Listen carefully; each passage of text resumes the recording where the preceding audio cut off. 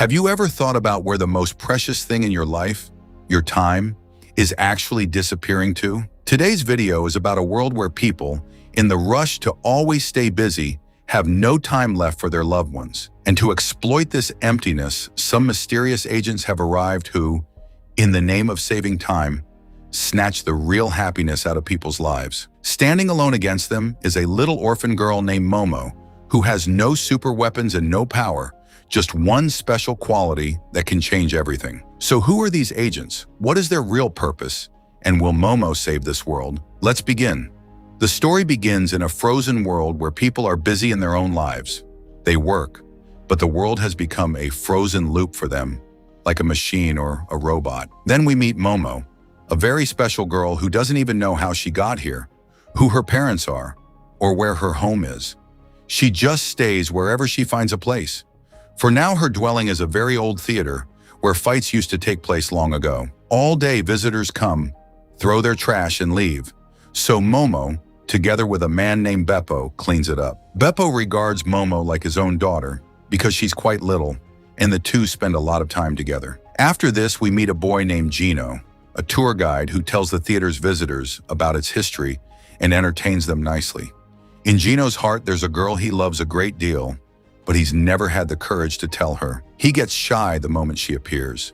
He lives with his mother, Jenny, and his sister. As morning comes, Gino's duty begins, but as he guides the visitors, his gaze falls on Momo, right near the theater, and he's surprised. Who lives in a place like this? He goes to meet her and sees she has a whole home there. Momo is a little surprised and glad that at least someone has come to talk to her. Sensing she must be hungry, Gino offers her his food, which she eats with relish. And in talking, he learns she lives here all alone. So he takes her home, so that with a family, she'll feel good. Momo likes it because she never got a family's love. So all this feels very new to her. And Momo has one special quality. Just by looking at anyone, she can read their mind, what they're thinking, what their trouble is. And she tells them the solution in her own way. Little by little, people start coming to her with their troubles, and by solving everyone's problems, she gives them relief. In this way, Momo becomes very famous. In the next scene, Gino comes to Jenny and says, "Mom, we were all going to go out on the weekend, weren't we? What happened to that?" Jenny says, "Son, after your father left, all the responsibility has fallen on me, so I'm not getting time. Whenever I get time, we'll definitely go." Gino's mood turns sour. Mom never has any time. Jenny too is thinking it's true. But what can she do? She has to handle everything. Just then a woman comes to Jenny. She doesn't give her name, only says, "I can see you're quite tense about time, so I have an excellent option. You're 42 right now. However many days you've spent in your life, they all went in studies, responsibilities, children and such tasks. You never took out time for yourself. To remove this lack, our Gray Corporation has made this special bracelet. It will help you save your time. After wearing it, whenever you waste time, it turns red. And when you save some of your wasted time, you'll have the chance to use it later. Say you saved 1 hour through the bracelet, where does it go? Into our bank, so that 1 hour you can use whenever you like, whenever you're short of time." Friends, it sounds a little strange, but this is exactly what the company's offering. This seems attractive to Jenny, so she takes the bracelet. But the moment it arrives, she becomes obsessed with it. Whenever it turned red, she'd drop that task and save her time, to use later with the children. In no time, the bracelet becomes famous across the whole city because it's given for free and everyone can save their time. But this creates a very big problem. Life becomes completely lifeless. Wherever people sit together, the bracelet turns red, saying your time is being wasted. So people stop their activities and cut socializing to a bare minimum. Then one day, Momo notices that same woman who had given Jenny the bracelet. This woman also has a small AI robot that talks very nicely. At first, Momo is surprised at the woman's strange getup. The woman tries to convince Momo too to take a bracelet. "Take it, child, you'll benefit." But Momo is no ordinary girl. She immediately reads the woman's mind and learns this woman is an agent of the Gray Corporation, and their job is to give bracelets to as many people as possible. When people save time through the bracelet, that time is stored in the corporation's headquarters, and from there these people steal it, meaning the bracelet doesn't save anyone's time, it steals it. And these agents are not humans. They're creatures who stay alive on other people's time. If they don't have another human's time, they'll be finished. That's why this corporation lures people and forces them to wear the bracelet. Momo is shocked. Do creatures like this really live in this world? The woman realizes Momo has read her mind and panics. Then threatening her, she says, "If you tell anyone the truth, I'll kill all your loved ones." Saying this, she runs off.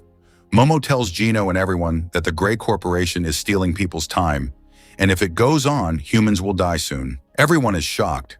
Gino says, "This is the most dangerous theft in human history. We'll have to raise our voice against the corporation." In no time, the people start protesting and gather at the corporation's gate. But the corporation isn't worried. They welcome everyone and introduce their AI robot and say they have even more future things to give away for free. Hearing this, all the protesters start agreeing. When something's free, everyone's mind goes haywire. And Gino's girl also worked there, so she tells him to come along, and he does.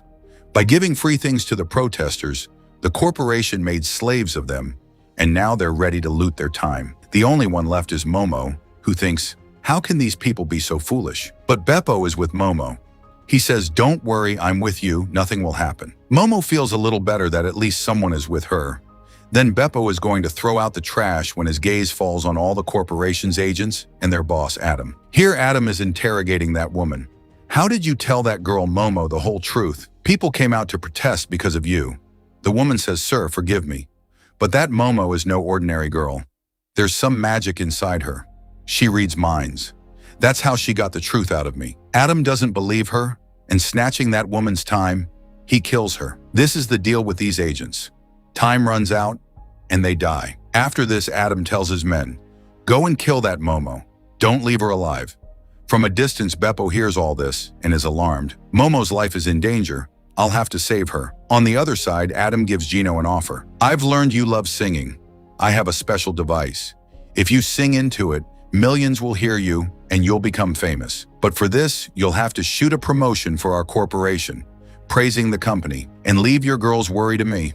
I'll tell her to work with you." What more did Gino want? He'd said just the other day that this is the biggest theft in history, and now he's ready to become part of it. Meanwhile, Momo is waiting for Beppo. But a tortoise arrives.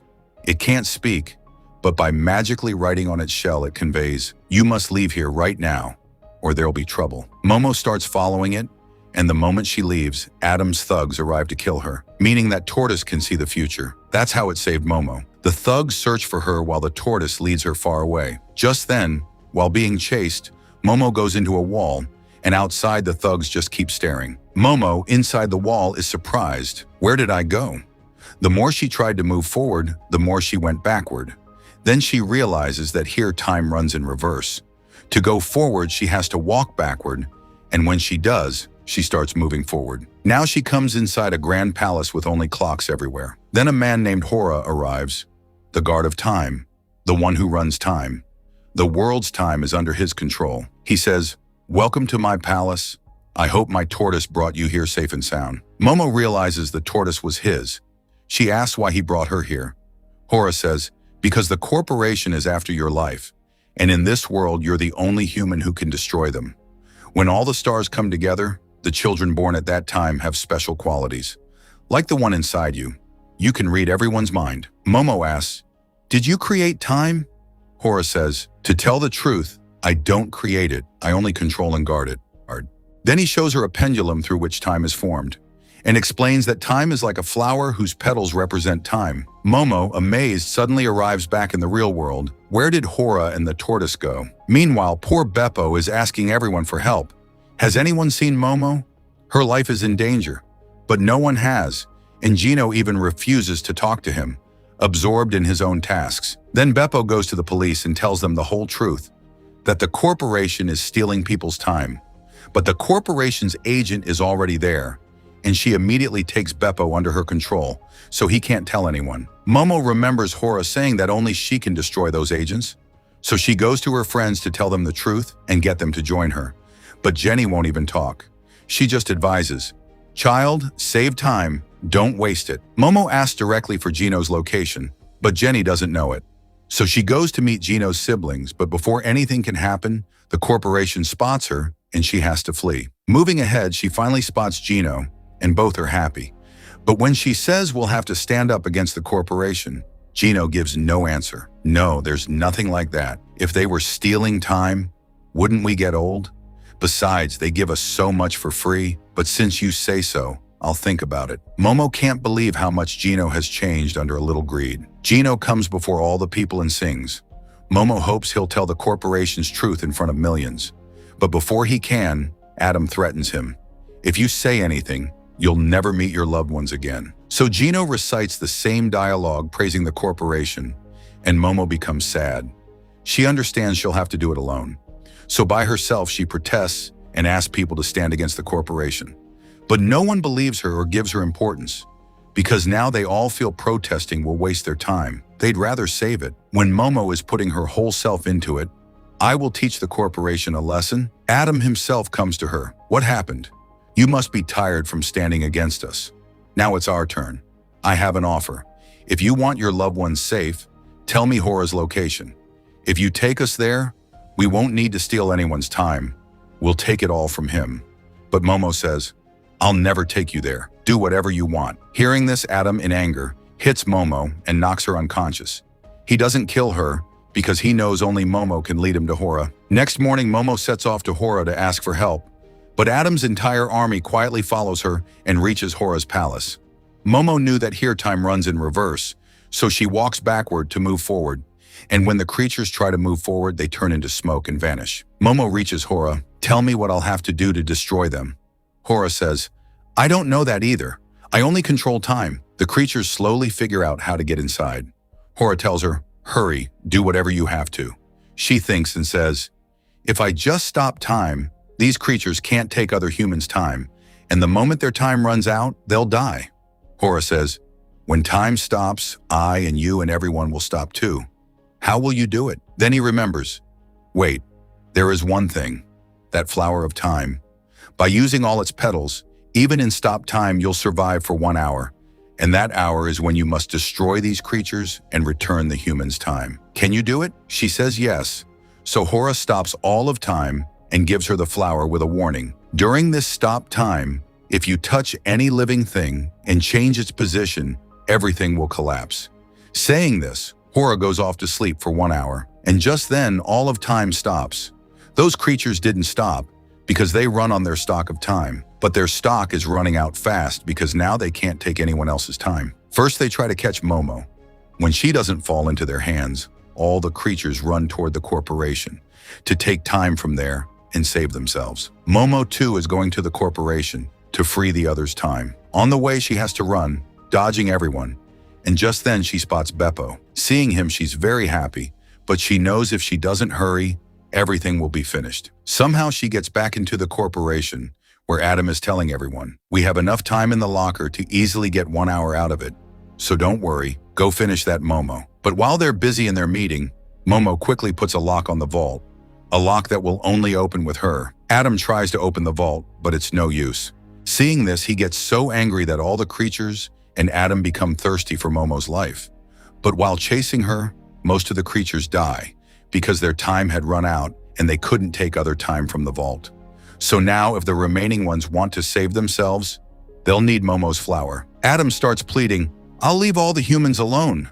I'll go away forever. Just give me time. Save me from dying.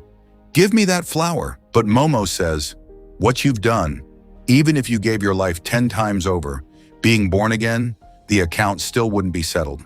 She flatly refuses. From this, Adam's time runs out, and finally he dies. All the creatures are finished. Momo alone destroyed the entire corporation. Now it was time to return everyone's time. The 1 hour is almost complete, but Momo quickly opens the vault and blows all the saved up time of the people, which was in the form of petals, into the air. The moment 1 hour completes, all the people get their time back. No one even realizes they had been stopped for 1 hour, but they feel the sensation of getting their time back. Now Gino apologizes to Momo. Out of compulsion, I had to side with Adam. Momo forgives him, and they become friends again. The movie ends on this note, friends, that however much time a human has, they should live it to the fullest. Nothing comes of saving time. Who knows whether tomorrow comes or not? This was a good movie, and it comes to an end. Take care of yourself. Thanks for watching.